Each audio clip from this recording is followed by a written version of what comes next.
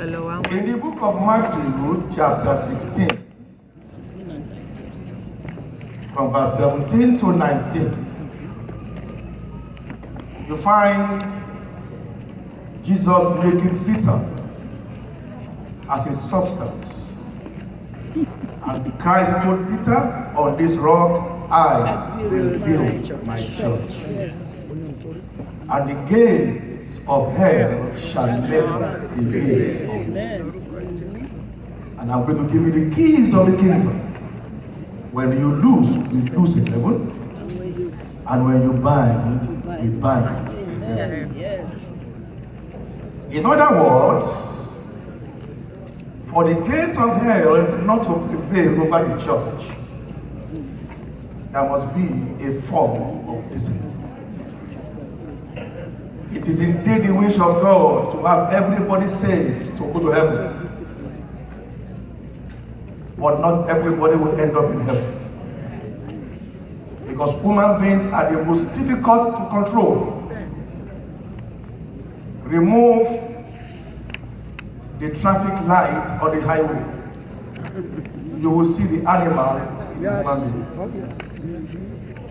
But when traffic lights are in place, you will be. Send somebody here now to Nigeria, somebody who is not used to dropping things on the main street here. When he gets to Nigeria, the story will change. Because there's nobody to arrest him. And that is why this topic is very essential for us to note. The issue of indiscipline in the church is not as important as those who are supposed to enforce discipline. It's true. We can reel out several acts of indiscipline as we have in the handbook with you. But if there are no force enforcement agents in the church to enforce it, starting from the shepherd and the parochial council. Our constitution recognizes the parochial committee to enforce discipline. But even at that, you discover that in many parishes, there are animals in the human body.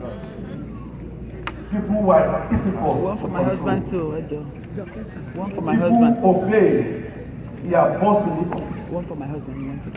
But when they get to the heart of God, they are like Pharisees and Sadducees. One more. And that is why the church needs to wake up quickly One more. to address the topic church discipline.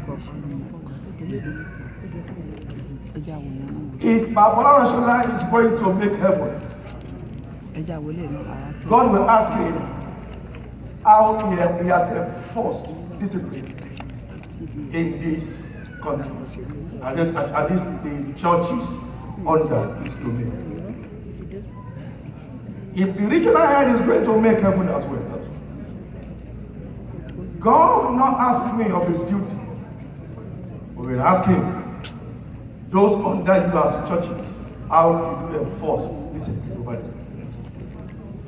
If the shepherd in the church will make heaven as well, God will ask you, how many people did you collect money from as gift? And when your friend they are highly disobedient, you turn your eyes away. Yes. As if you are not seeing them. God will not ask me, but he will ask you. And also the parochial committee members. And that leads us to the main definition of church discipline.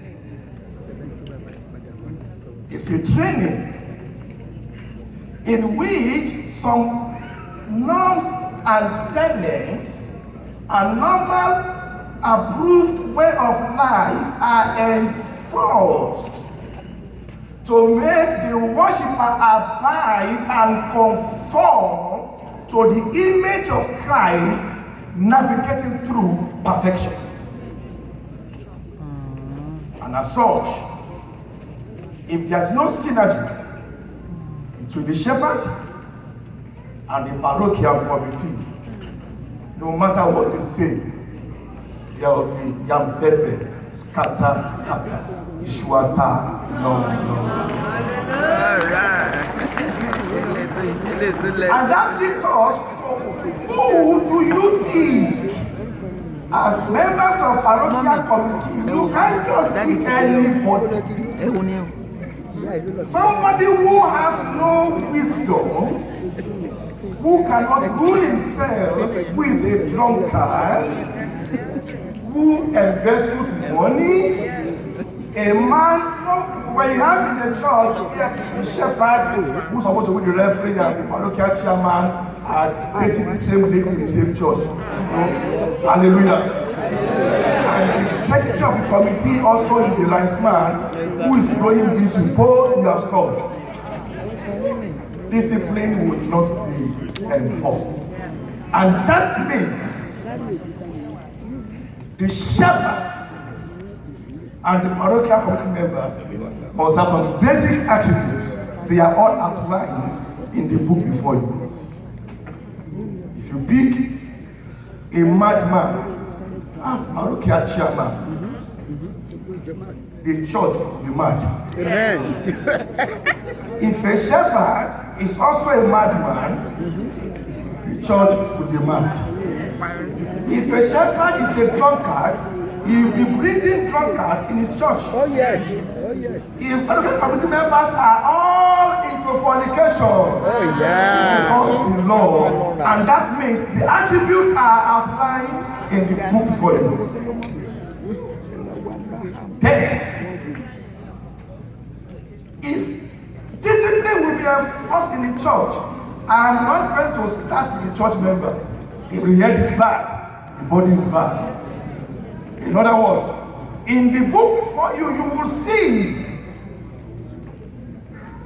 some acts of indiscipline committed by hand of good shepherds among us here.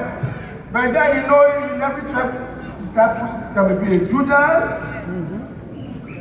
There are several acts of indiscipline of some shepherds there. Charge and bail syndrome shepherd. They will have your, what do you call it, message book. You will just cost it, okay? Without analyzing how much is the candle. Okay, go and pay $1,000. You are building criminals as you do. Shepherds who are arrogant to their boss. Shepherds who are drunkards who encourage people in the church during festivities drinking alcohol. Why? Because he knows if he does not allow them, there will not be dollars in his pocket. God bless you. I know such things are happening in a place whereby in this country it is very much difficult for the HOD to remove, thank you, sir, to remove a shepherd who has inside the church on his bed. Thank God, many days back in Nigeria, the tax force, who could deal with anybody, no matter who you are. So I can't go into the nitty-gritty of the message, but then is this: the punishment of a shepherd is not in the hands of the parochial committee. It's not in the hands. If you observe a wrongdoing, there is a way of channeling your grievances to those who are senior to him. You don't just address them because they carry the anointing that can be dangerous. Be very careful if your shepherd is indisciplined. I will not take the hammer to knock his head. And when he is reported, there must be a way to discipline anyone who is fumbling. Once again, time is against me. I must discipline here as well. May God bless you all in Jesus' name.